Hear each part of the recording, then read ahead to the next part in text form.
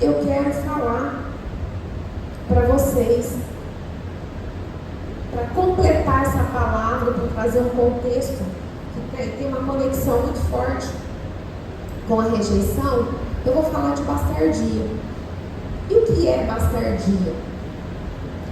A bastardia é quando um filho é gerado, é concebido fora da aliança de um casamento. Muitos acham que o filho bastardo é só aquele que é fruto de um adultério, e não é. Não é. Também é, mas não é só nesse caso. Amém?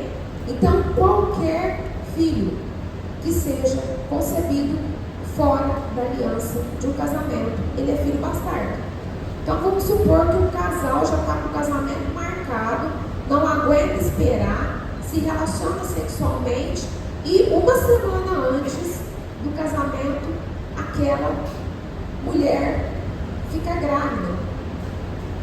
Aquele filho é bastardo. Ainda que os pais se casem, ele foi gerado antes. Amém? E a bastardia, ela está muito ligada à rejeição. Por quê? Porque a maioria dos filhos bastardos não foram programados, não foram planejados. Então, quando fica sabendo da gravidez, acontece aquele susto.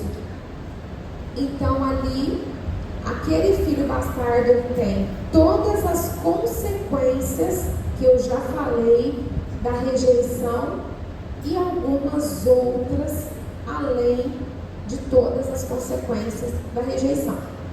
Uma coisa que eu quero dizer é o seguinte: eu trouxe várias consequências da rejeição e também aqui na questão da bastardia, eu estou falando que o filho bastardo, ele carrega, né, as consequências da rejeição e outras.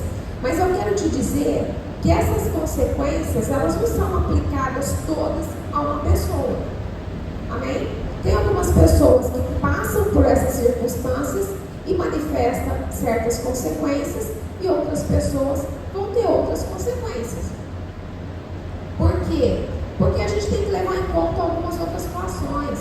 Nós temos que levar em conta a questão da criação daquela pessoa. De repente ela até recebeu uma rejeição do ventre, mas depois foi tão amada, e ali de repente a forma que os pais a conduziram minimizou a situação. Pode não ter trazido uma cura total, mas minimizou. Ou de repente a gente também tem que contar com a variante do temperamento. Cada um de nós temos um temperamento diferente, e cada um de nós respondemos a situações adversas de uma forma. Se você colocar 3 pessoas uma do lado da outra e aplicar a mesma situação adversa, cada uma vai responder de uma forma. Sim ou não? Amém? Então, provavelmente, às vezes você está se identificando com essa palavra, com certeza você não tem todas as consequências que eu estou falando. Agora, tem aqueles casos mais extremos, dependendo da situação que a pessoa viveu, que ela tem uma vida muito comprometida e realmente ali ela manifesta mais consequências do que o outro, certo? Tá, eu quero dizer que uma consequência muito forte na bastardia é a questão da sexualidade, a questão da homossexualidade, da perversidade sexual muito latente.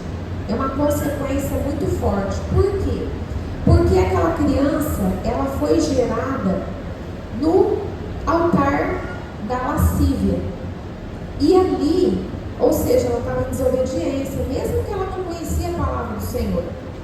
Ela estava na desobediência, na fornicação, e ali espíritos, né, agem nessa área. E quando o filho é bastardo, fruto de um adultério, aí complica um pouquinho mais, porque tem a perseguição daqueles espíritos que estavam ali, no adultério, na perversidade sexual. Amém? Então isso é uma situação. Tanto é que em torno de 90% dos filhos bastardos, eles são abusados ou molestados sexualmente. Porque aquela criança, ela já nasce com aquela percepção. Uma outra situação também, é tão forte isso, que algumas crianças começam a se masturbar. Às vezes não tem nem o entendimento e começa a se masturbar. Por quê? Porque existe uma perseguição, ela nasce com aquela perseguição. Por conta de tudo isso que eu estou falando para vocês. Amém? Uma outra consequência do bastardo é que ele não permanece na igreja. Existe uma vulnerabilidade muito grande. São pouquíssimos os bastardos que permanecem na igreja. Olha o que a palavra de Deus, olha o que a palavra de Deus diz em Deuteronômio 23:2. Nenhum bastardo entrará na congregação do Senhor, nem ainda a sua 10ª geração entrará na congregação do Senhor. Então, isso é uma outra consequência, essa vulnerabilidade. Muitos estão afastados da presença do Senhor. Às vezes até foi criado na igreja, mas não criou raiz, não buscou cura, não buscou libertação. Em algum momento se desvia. Mais uma consequência: começar algo e não terminar. Sabe aquela pessoa que não consegue terminar? Começa uma faculdade, para. Começa outra, para. Começa um trabalho, não dá certo. Isso é uma outra consequência. A distorção da identidade sexual, prostituição, perversidade sexual e perseguição de espírito de morte. A maioria dos filhos bastardos, os pais tentam abortar. Às vezes não tentam, mas planejam um aborto. E ali espíritos de morte, eles ficam rondando aquele bastardo. E também a questão da esterilidade, dificuldade para gerar filhos, certo? Também essa é uma outra situação, uma outra consequência que também traz para o filho bastardo. E o que fazer para resolver? Porque se você está se identificando, se você está se vendo em alguma dessas situações, não se preocupa. Não se preocupa. Porque tudo é resolvido na cruz. Essa notícia é boa. Essa é a notícia boa. A Bíblia não fala em tudo dá graça, né? Porque você consegue identificar alguma coisa, de repente está prendendo alguma área da sua vida, mas em Cristo existe a solução. Então, vamos falar a respeito da rejeição. Eu falei, você precisa liberar o perdão. Amanhã eu vou falar um pouquinho disso. Agora, em relação à bastardia, a bastardia é um pecado dos pais que traz consequências para os filhos. Então, se você percebe que você... E tem uma outra situação que eu preciso falar também, que é uma situação que às vezes a pessoa nem sabe que é bastarda. A pessoa que veio da idolatria, antigamente, muitos casais, o casamento deles era chegar na igreja e o padre fazer o casamento. O padre dá aquela bênção da igreja católica, certo? E eles não se preocupavam em se casar realmente, porque quando que o casamento acontece? O casamento ele acontece quando o casal se casa no cartório de registro de imóvel, no cartório de registro de pessoas cíveis. Queridos, na verdade eu sou corretora, por isso que eu não trabalho mais, então eu confundi os cartórios. Mas o casamento ele acontece quando aquele casal, quando o juiz de paz, eles dão a entrada nos papéis, o juiz de paz então assina ali, então eles né, no cartório de registro de pessoas cíveis. Tá? Aí, depois, pode ser no primeiro momento, ou de repente, às vezes, alguns casam antes, depois de alguns dias, faz a cerimônia religiosa para receber a bênção de um pastor. Mas, nesse caso que eu estou falando da idolatria, antigamente, eles não se casavam no cartório. Eles casavam só, eles achavam que o casamento era a bênção ali. E todos os filhos, frutos desse casamento, são bastardos. E muitos não sabem. Amém? Então, por conta dessa ignorância, por conta da religiosidade, certo?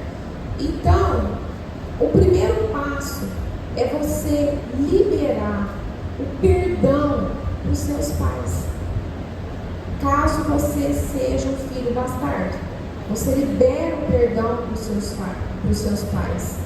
Amém? E se eles se casaram depois da sua concepção, nós fazemos um ato profético e você entra, libera o perdão, a gente ora e você entra para dentro da aliança do casamento, profeticamente. Agora, se eles nunca se casaram e você hoje está dentro de uma igreja, o que a palavra de Deus fala?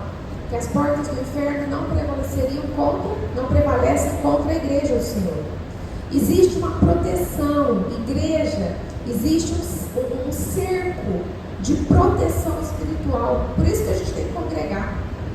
Então aí, mesmo que eles não se casaram, você libera o perdão dos seus pais. E nós vamos fazer um ato profético e trazer você para dentro do cerco de proteção que é a igreja. Você foi adotado por Cristo Jesus para você se tornar filho de Deus. Amém? Glória a Deus. E se você então gerou um filho bastardo, você vai se arrepender por ter gerado esse filho na bastardia, na lascívia, enquanto não era casado. E aí, se você se casou depois da concepção dessa criança, né, você traz profeticamente o seu filho para dentro da aliança do casamento. E então, se você não se casou, e se ele também não está numa igreja, você vai começar a orar, você vai profetizar, mas você pede perdão para ele. Se ele já tiver o entendimento para receber isso, você vai chegar para ele, você vai pedir perdão para ele, né? Você vai falar, enfim, você pede perdão, né? Porque o que eu falei no começo? Que é um pecado dos pais que traz consequências para os filhos. E todas as vezes que nós pecamos contra o outro, nós precisamos nos reconciliar, nós precisamos pedir perdão. Amém?